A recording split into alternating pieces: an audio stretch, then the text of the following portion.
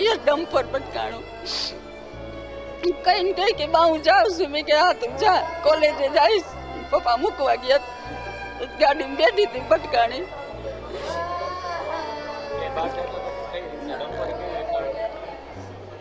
એ તો એની ભેગી દીકરી હતી ને એને ખબર હોય, અમને તો પછી કઈ ખબર નહોતી.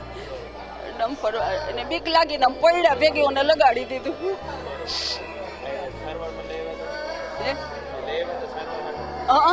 સારવાર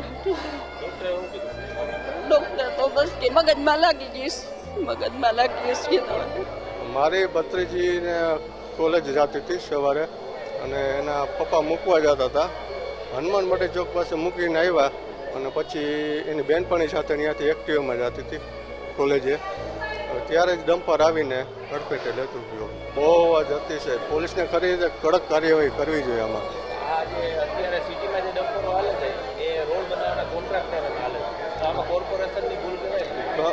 કોર્પોરેશન, પોલીસ બધાની ભૂલ કહેવાય. ખરી રીતે આ હોવું ન જોઈએ. આવું કડક કાર્યવાહી થાય ડમ્પરો વિશે અને પોલીસે આમાં થોડુંક ધ્યાન આપે, કોર્પોરેશન ધ્યાન આપે.